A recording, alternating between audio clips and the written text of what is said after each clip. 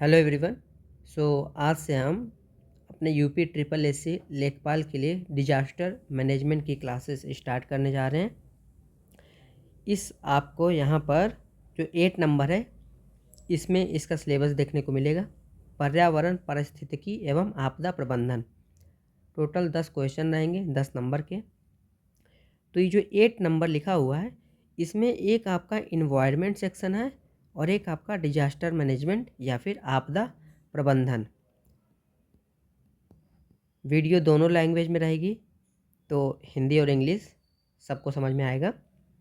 इसके सिलेबस को, official syllabus को समझते हैं हमें पढ़ना क्या है। 8 नंबर पे हम यहाँ जाते हैं। ये जो 2 लाइन लिखी हुई है ये आपका इन्वायरमेंट का है, बाकी ये सब लाइन जो है ये आपका डिजास्टर मैनेजमेंट आपदा प्रबंधन का लिखा है। इसमें देखिए क्या क्या लिखा है। भारत में आपदा गैर पारंपरिक सुरक्षा एवं संरक्षा की चुनौती के रूप में आपदा न्यूनीकरण एवं आपदा प्रबंधन अधिनियम 2005, ये बहुत इंपॉर्टेंट है। फिर एनडीए में पढ़ना है हमें, राष्ट्रीय आपदा प्रबंधन प्राधिकरण। फिर राज्य वाला पढ़ना है एसडीए में। फिर आपका एक एनडीआरएफ पढ़ना है, एसडीआरएफ नेशनल वाला, एनडीआरएफ स्टेट वाला, एसडीआरएफ। उसके बाद तथा भारत में आपदा प्रबंधन के क्षेत्र में कार्य कर रही विभिन्न संस्थाएं, विश्व स्तर पर आपदा न्यूनीकरण एवं आपदा प्रबंधन के क्षेत्र में किए जा रहे प्रयास एवं उपलब्धियां। यही बात आपका यहाँ इंग्लिश में लिखा हुआ है। यहाँ लिखा है कि आपको disaster mitigation, disaster management in India as a non traditional security and safety challenges, disaster management act पढ़ना है, नेशनल डिजास्टर मैनेजमेंट अथॉरिटी पढ़ना है। जैसे एनडीए में होता है वैसे ही एसडीए में होता है, स्टेट डिजास्टर मैनेजमेंट अथॉरिटी। एक आपका डीडीए में भी होता है जो डिस्ट्रिक्ट लेवल पे होता है, इसे भी पढ़ना है। क्यों इसे पढ़ना है?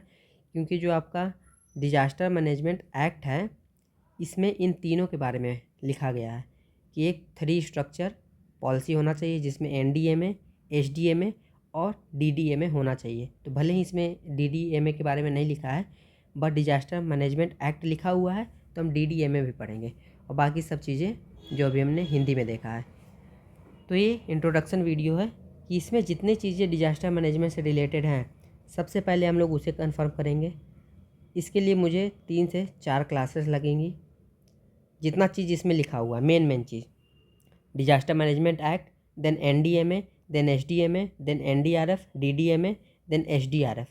फिर इसके बाद जो बाकी सब चीज़ें हैं जैसे डिजास्टर मिटिगेशन क्या है, एक डिजास्टर मैनेजमेंट प्लान होता है, उसमें 3-4 स्टेप्स दिए होते हैं, उन स्टेप्स से काफ़ी क्वेश्चन आ जाता है।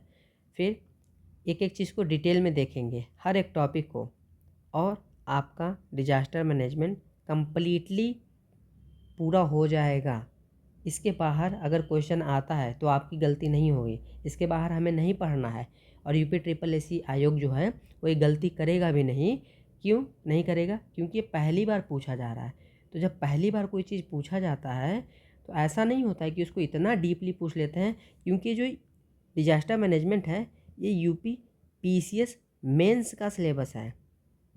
जब आप यूपी पीसीएस प्री निकाल के जब मेंस लिखेंगे तो उसमें डिजास्टर मैनेजमेंट पढ़ा जाता है।